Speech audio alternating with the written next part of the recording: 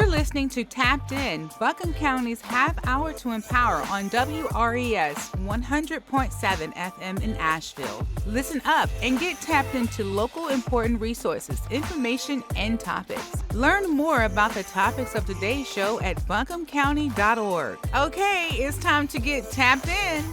Hello, hello, hello. It is your favorite Zakiya Bell Rogers, and we're here to get tapped in, and I have my co-host Leonard Jones. And Leonard and I come to you from the Communications and Public Engagement Department of Buncombe County, better known as CAPE. And Leonard, what do we have on our agenda today?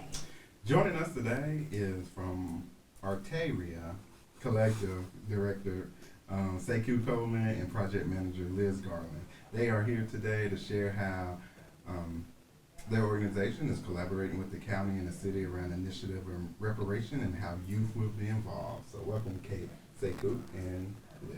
Yeah. Hey everyone, thanks for having us. Absolutely. Okay, so here's the hard part. Uh-oh. Each one of you tell us about yourselves. Okay. Who are you? Where are you from? Where did you appear? That's amazing. You go first, Sekou. Well, I'm gonna say if I thought I came in here underestimating what I was getting signed up for. If I'd known I was going on the Breakfast Club, but I was in a real bad prepared. It's all good. So yeah, my name is Sekou Coleman. I'm the Executive Director of Arteria Collective. We, for several years, have been known by the name of Asheville Writers in the Schools. Mm-hmm. So we're a local nonprofit. Our mission is to ignite social change through the power of arts, culture, and restorative self-expression. That's really a fancy way of saying that we use art in order to heal our people and our communities. So it looks like a lot of different things, whether it's programs that bring artists of color into schools or community settings to do different residencies around things like photography or writing or dance or whatever. It also just means healing and providing artists and creatives, specifically creatives of color like Liz, with opportunities to expand and to tap in and connect what they're doing with other folks and other people. I've been here since 2011. I initially grew up in the Washington, D.C. area back in the 80s, so it's a little bit of a different vibe here, but I've been living here since 2011. And have just really grown to love the community and to do everything that I can to find out how to connect and support the growth and the thrival of this community. So that's my story. Wow, you're coming up on your 12th year being in Asheville. Yeah. You're like almost a native. Like after 15 years, it's like, all right, you get your native card in the mail. Yeah, but I understand. I'm still a transplant. And even after 27 years, they'll make you feel like. Oh yeah. All right, Liz, tell us who you are. So I'm Elizabeth Lachey Garland. I'm born in Charlotte but raised in Asheville. So definitely grew up in the area and really created a family here. I am the artist residency coordinator for Arteria Collective and the project manager for the Reparation Documentation Youth team. And then I also have so many other things, but my background is in multimedia. I've been working on my laptop, but I currently work for BET Networks. And also just been doing a lot of things within radio, media, videography, photography for over a decade. So really happy to be here. Asheville's home. I left for a little bit, went to the Bay Area, and saw what I didn't see here, which was a whole lot of melanin. Oh, yeah. And the possibility for dreams to really be created into a community atmosphere. And so coming back here, that's been my whole goal, is to make sure that people are able to have their voices heard and be seen in spaces that they need to. Mm-hmm. And so, Sekou, you was, before we got on the air, you was telling us around the meaning around the name of Arteria? Arteria. Yeah. Collective, can you just share that with us? Yeah, absolutely. So Arteria is actually a Spanish word, and it means artery, right? Mm-hmm. So when you think about the artery and what the purpose of the artery is in the body, how it sends and transmits vital, essential blood Like, that's an important thing, and that's kind of the work that we do as well. In addition to that, when you look at a visual representation of the arteries and how they sort of overlap and interconnect kind of in networks, that's reflective of the way that we move. Our organization has always been one that embraces both African American culture, indigenous culture, and Latin culture at the same time. So the name comes out of the Spanish word also for arte. It's kind of like a play on words, right? Yeah. So when you look, A-R-T-E is the Spanish word for art. And then in the language, words that have the R-I-A suffix also reflect a place where things are made. So you can think about a pizzeria or a taqueria. Taqueria makes tacos. Arteria makes art. We use art in order to heal our community and to do this more powerful work that Liz and I are here to talk about today. So that's a little bit more behind the name. So just the reason we're here today is to talk about your collaboration with the city and the county around the reparations and telling that story. So what is the collaboration that y'all have with them around the reparations? Well, I'll open it up, but then I'm gonna throw it to Liz because that's Liz's department and she knows way more than I do. But I think it's really important because at the root of it all, this Reparations Commission work is about the narratives, right? It's about the stories of the people here in this community, and it ties back to our organization because yes, we do work by creating programming for kids and for young people in different communities. And we do that using artists, like I mentioned, like Liz, who are already tapped into the community in doing ways. So not only are we providing a one level of value by doing this programming in spaces that it's needed, but we're also supporting economically local artists who, without some of these opportunities, they wouldn't have spaces to grow their talent and to show this work, and then to also combat that narrative. So many young people that we work with, when they get to a certain age, they can't wait to leave. And so like Liz was saying, when she went to the Bay Area, you see all these things that you don't see here. So how do we create space? How do we create opportunity to do the work that we're doing, but see it reflected in our lives and in our voices and in our passions and talents? And create an opportunity. I hesitate to use that word pipeline because of the negative connotations, but it's the same kind of thing. We call it an ecosystem, a thriving ecosystem of arts and culture. And so part of that and that history is what got the county's attention when it came to how to engage young people in the process of this reparations work. And so that's what led to some of our early conversations. And Liz, I can let you take it from there. Yeah, well, I think in terms of, I just want to stop and say the power of youth and how we don't always get to hear them and then also bring them into the conversation. That's where I'm really excited that this collaboration can happen. And then the aspect of media. Multimedia is everything. So everything that we're seeing, hearing, what we're doing right now, and just being able to get the word out and awareness is extremely essential in order for anyone to progress forward. Excuse me.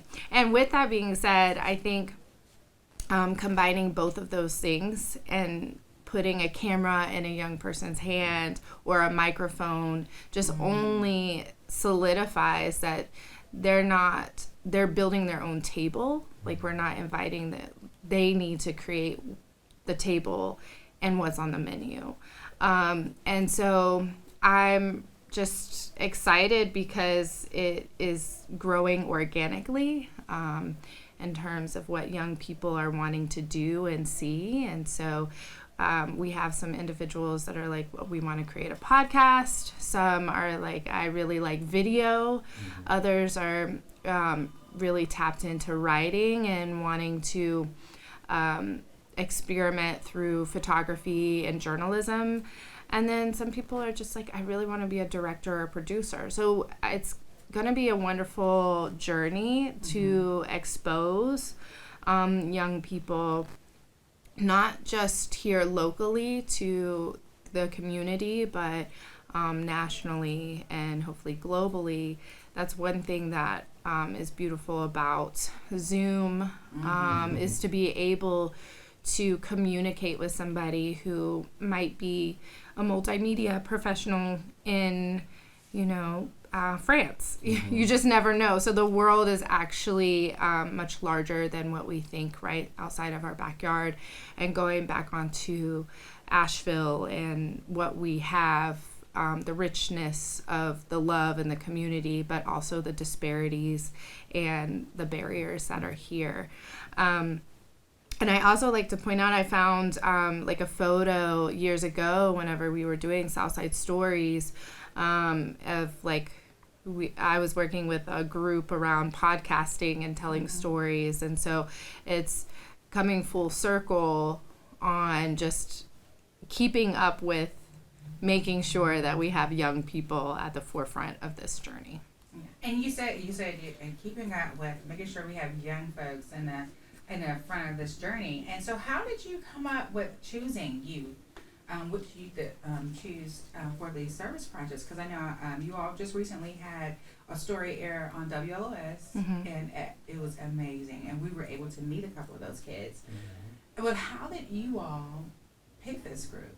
Yes, so it was an application process that was opened up in November, and so then we resent it. So we sent it to all of the schools, both Buncombe County, city schools, private schools, schools in the area, so that young people could tap in and self-select.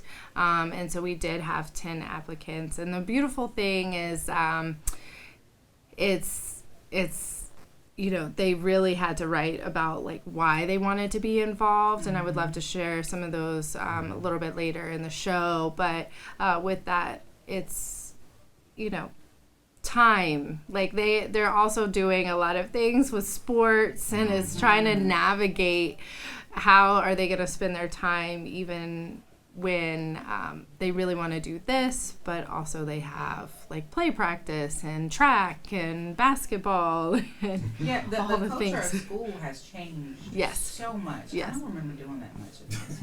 Yeah. I remember coming to school and going to lunch. Right. Two things. Yeah. And standing outside waiting for my mom to pick me up. Yeah. A quick nap time session in math class. Yeah. Those were my things. So you said there's youth involved. I believe it's about 7. And Yes. You had to kind of lift up their names and just kind of highlight some of these young individuals who are doing some great work out there. Yeah, so we have Amani, we have Ella, Caroline, Niles, E, and then we also have some rotating because of the timing of things. So I'm like not fully prepared. I see you got a paper over there. Let me see the paper. I see. Perfect. Thank you. And London. Oh my gosh, how can I forget about London? I love London. I see you forgot about it. Right, no, please. Shout out London. I love you. And I think it's probably also important because all of us here are familiar, and yet at the same time, I'm not sure we actually spoke specifically to what's happening. So these young people that we've been talking about are part of a team that is documenting the work of the Reparations Commission. So it's a twofold thing, and I'll throw it back to Liz in a second, because they're actually capturing the stories that are taking place, but then they're also doing their own research and following up with people and having conversations about the topics and the issues that are being discussed and within these Reparation Commission meetings and within the IFA meetings. So maybe you can talk a little bit more about how that's playing out too. Yeah, so they attended their first commission meeting in February, and that was a great time for them to be generating thought around what are they really passionate about and what do they want to dive a little bit deeper in around the research. And so each of them have selected an IFA that they're going to be focusing on, and so they do need to generate some research around that, and then also be thinking about who are they going to be interviewing and how their interview style will look. So that's also what's really empowering and exciting to see, because we are definitely here to talk about the issues. And it's also exciting to see that they want to speak up. When we were talking about what's happening in the commission meeting, they were like, well, I don't know if this works, or I heard this and I think I don't know if this will work in my school system. And so that's exactly what I want them to do is practice that active listening, but then also generate that curiosity to ask the questions. Where I'm trying to build critical thinkers. I'm not trying to steer anyone into a direction and tell them what they should think, see, and really come to a conclusion about. And so that's another exciting part of this journey with these young people. And there's so many ways that they're capturing this information through video, through verbal communication, pictures. Did I miss anything? I don't think so. I think the things that you can't see is like the producing or the directing, the writing. Yes. Yeah. And so I just want to clear it. So I know we done mentioned IFAs, but just for the listeners out there, those are the impact focus areas around the reparations, which deal with education, housing, economic development, social justice system, as well as health and wellness. So those are the impact focus areas that these young people are engaging with around the reparations, as well as the larger, all-inclusive, larger meeting that the reparations is having. And thank you for defining that, because those are the things that like our young people are sitting in the meetings and they're like, okay, I know a little bit about redlining, but I don't know this term. Or an IFA was a term that they're like, what is this? Like, I'm sitting in this meeting. And so it's great to be able to say, write what you don't know down and like, let's explore and talk about those terminology. I like the terminology. And the thing is, I think what's so great about this process, not only like them integrating it with the commission, is that not only are they able to talk about what's going on, but they're able to show the domino effect. A lot of people think one domino was pushed over, and they don't realize that the dominoes are still falling, even as we speak today. And so that's why it's so important to capture this, because you can't put a puzzle together if you don't have a border, and so it's like you gotta have the beginning of why all this happened or what is going on and how we came here. And it's so great that these kids will be putting these blocks together so that others will be able to see it. And so I call them kids. I'm sorry, the youth. They hate being called kids. Yeah, I know. Yeah. Oh, the kids are here. They all give you like this evil stare. Right. I'm like, I'm still a kid. And all of us is somebody's kid. You're right. Yeah. But yeah.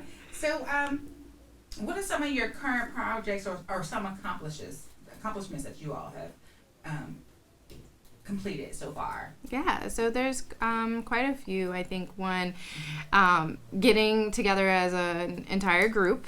So let's just yes, small wins when you can take it. Right. Like getting together and taking a group picture. Right. Exactly. That's big. And we also have an older intern who has been helping from the multimedia sociology side of it. I do want to shout out Tejan Jones. He is a UNCA student, a senior. And so, like I said, he majors in sociology. So he's bringing his aspect and things that he's learning in the classroom to the younger people as well. So I think that's an accomplishment, is intertwining someone who's older, also someone who, if we're really being honest, has that appeal of like star basketball player, like is over here, but then also like how is he critically thinking and able to transcend that knowledge and what he's learned to also be curious in space with younger people. I also think just allowing them to create space is an accomplishment, because when we start to kind of create this project, what we put down on paper looks good, but it's until you get into the conversations and then try to understand everyone's background, the knowledge that they have of reparations, and the extent of it. So I think at each meeting that we have is full of tidbits, like don't want to overwhelm, but also like let's break it down on the discussions. So, and the neat thing about reparations is that it's intergenerational. So yes. often these young individuals that's helping with this project are meeting with our elders in the community and hearing those stories, often which is stories from when they were youth themselves. And so it's one of those great things that this project is really creating, that kind of ecosystem and just organic connection between those generations. So What are, as you mentioned, some projects, but what are some of the first few things we'll see coming out of this collaboration that's currently on the burner? Or Well, so creating a podcast, Okay. and podcast episodes. So there will be 3 that are in the works with 2 co-hosts. And then also we are looking to create some video. So this Saturday, actually, the young people are meeting with a filmmaker who is coming from Atlanta, who specializes in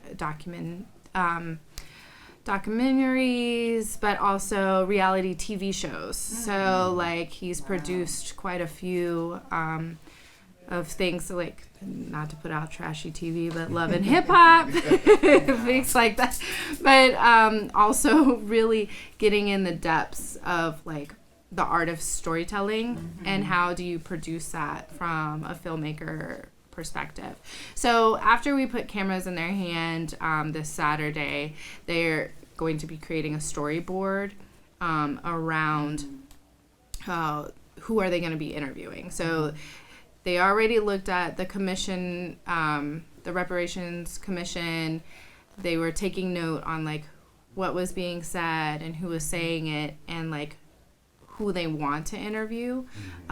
They will be coming in contact with more people constantly and being able to have those intimate spaces and conversation.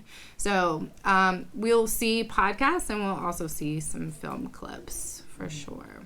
So how can the community help out? Like what can our community do to give back to this amazing group and this collective? How can folks out here listening?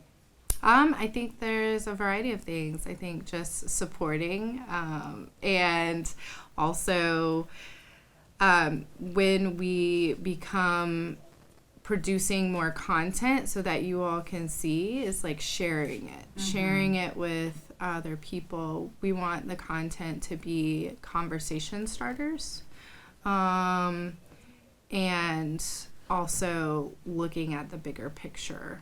So how do we navigate as Asheville? So I think really sharing the content whenever it starts to be coming out and producing. And then also the young people are just like excited to be in rooms that people support. Yeah. And they're like, hey, I'm important. Yeah. Because I know we met Niles. Yeah. And just when I tell you, just a joy. I told him, I said, oh my goodness, you make me feel so safe about my future. Oh.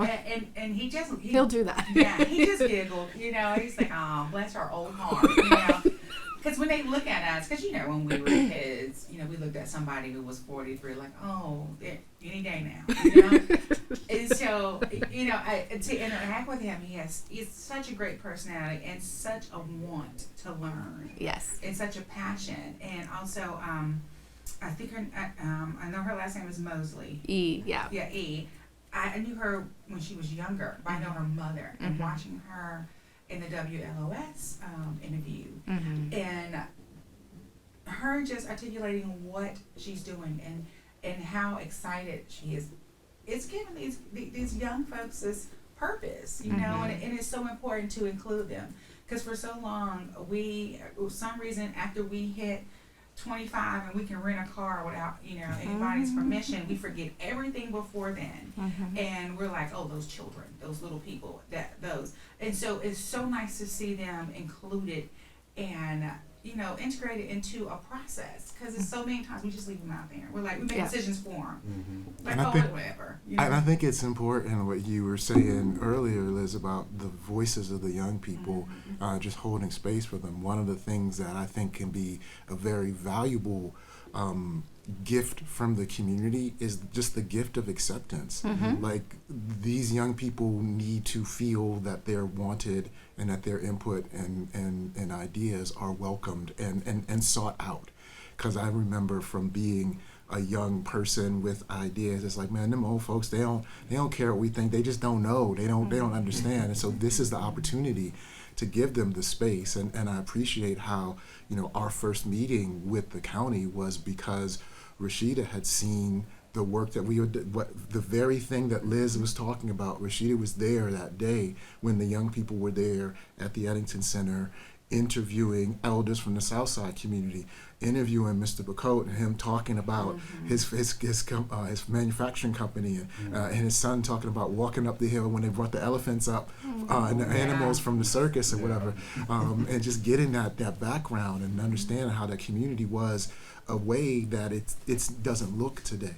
And so holding space for the young people and saying, hey, here's y'all's place at the table. Here's where you deserve to sit, and we're waiting to hear what you have to say about it so that we can all collectively make these decisions that impact our future.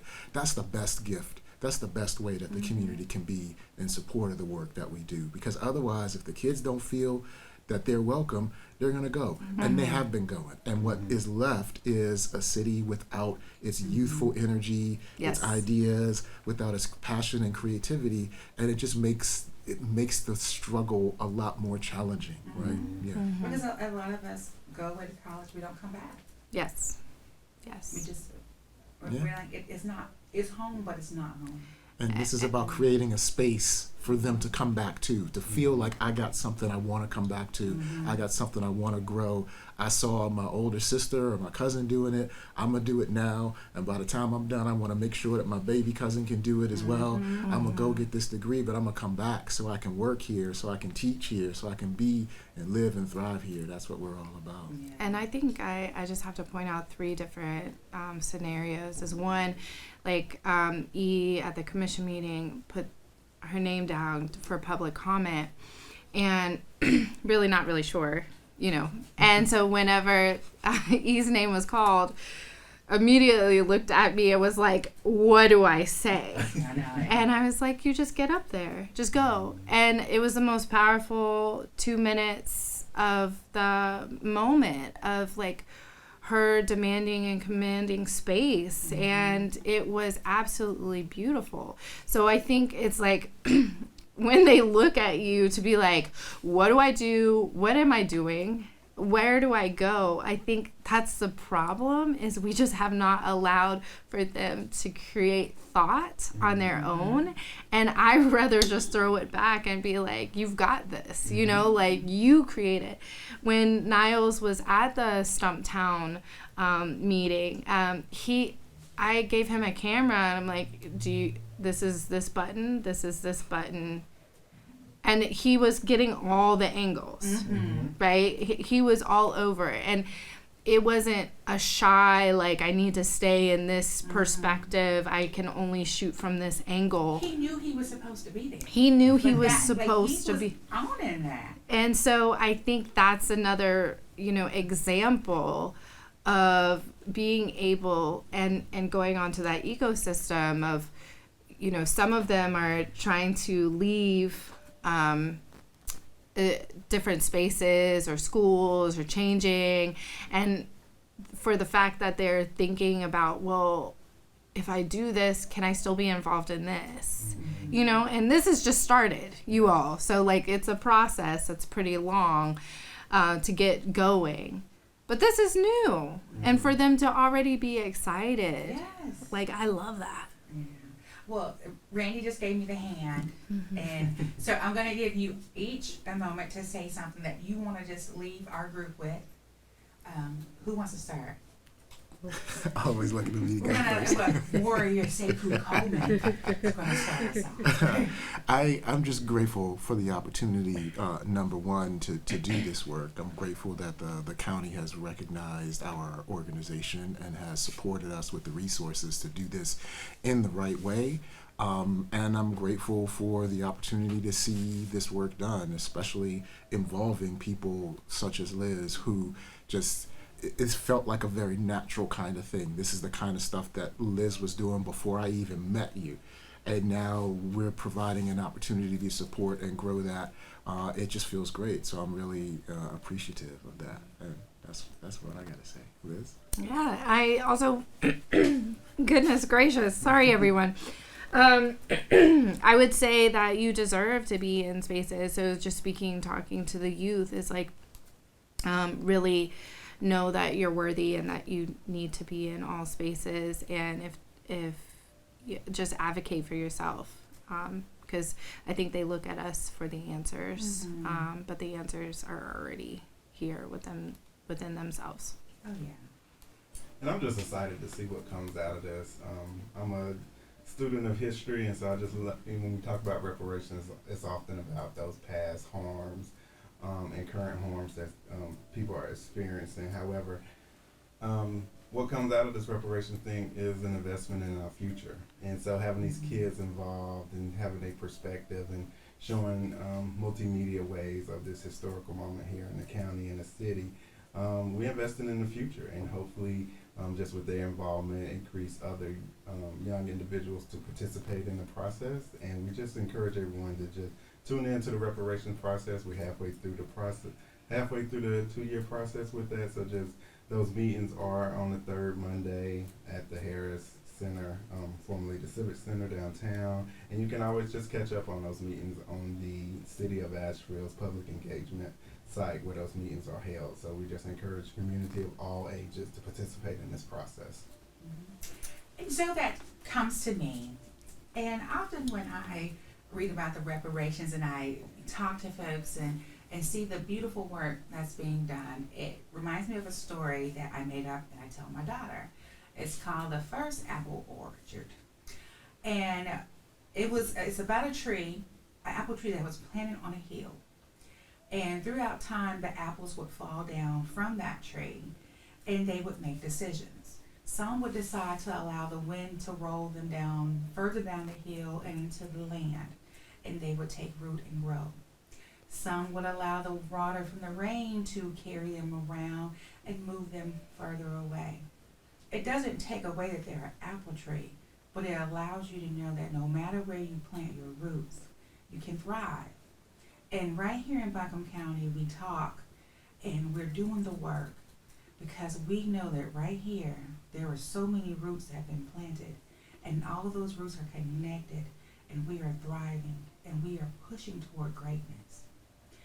We may not all agree, but we all deserve respect, love, and the ability to give back to our community, to be part of our community, and thrive. We are one Buncombe, and you have been listening to Tapped In. Thank you for listening to Tapped In, Buncombe County's half hour to empower, here on WRES 100.7 FM in Nashville. Learn more about today's topics at buncombecounty.org. Otherwise, stay tuned for more great episodes coming up.